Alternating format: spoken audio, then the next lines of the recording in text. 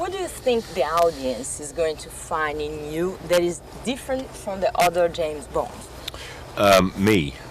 I think, yeah, I don't think there's an easy way to answer that, really. They're going to find me. But, you know, I'm very aware of what Bond is, and I'm going to stick very, closely to the rules, and there are some. Let me ask you this. It's important for Bond to have the perfect Bond girl, and especially because I'm coming from French television. What makes Eva Green the perfect Bond girl to your Bond? Well, I think what Eva brings is a mystery. Is mystery she brings to it, and I think it's very important that we have someone that we look at and we don't understand immediately, because the character she's playing is very complex. And she has secrets, and she has things going on in her life which are not immediately apparent, and Eva brings that immediately with just the way her demeanor. Okay, you had an accident, right, with your teeth? I have lots of accidents. Yes? Yeah, tell us about that. No, it's just, it's a very physical part to play, and you get bashed around, that's it. I come out with cuts and bruises every day, but, I kind of knocked a crown out and had it fixed back in. It's no big deal. Tell me this, when you were a kid growing up in England, you must have enjoyed James Bond. God, yes. Tell me about your experience as a child with Bond, and how does that translate into today? He was a hero for you? I don't know. He was, as a movie icon. That's just, I remember going to see the Bond movies. It was a big event. And I don't know how it translates. I honestly don't know how it translates, because it seems so separate now. I seem to be in a different period of my life than I was then. It's an obvious thing to say, but and I'm in the movie business now, and have been in the movie business for most of my adult life, and so I'm making this other movie. It just happens to be a Bond movie. Do you think you're the strongest, the best body, James Bond? I don't know. You can because all the women talk about your body. Well, that's very nice. I don't know. You don't know? I don't know. I can't answer that. Okay. Yeah. Now, there's been some, I'm sure you've heard this from the other journalists, some controversy about your casting. What is your experience? How did you become cast in this part, and what is your experience with this controversy and your reaction?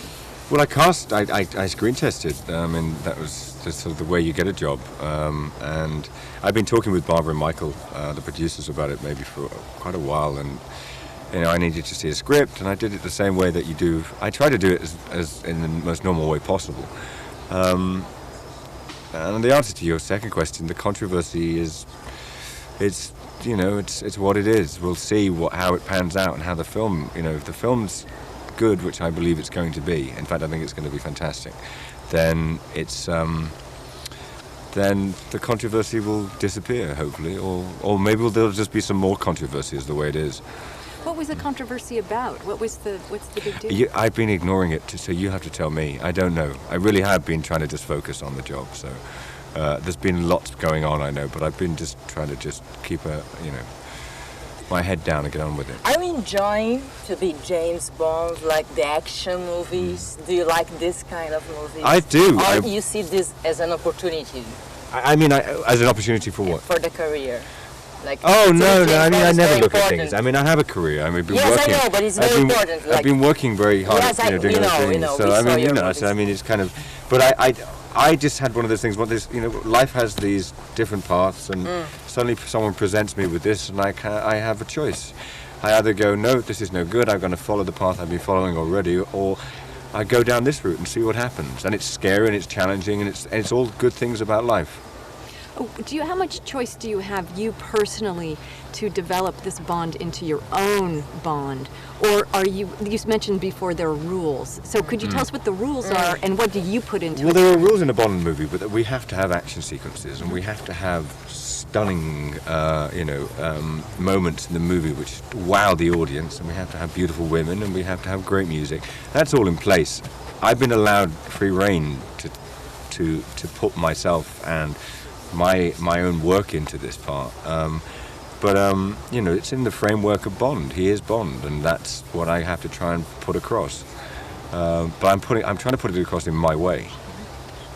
It seems that we watched a little bit of his shoot today.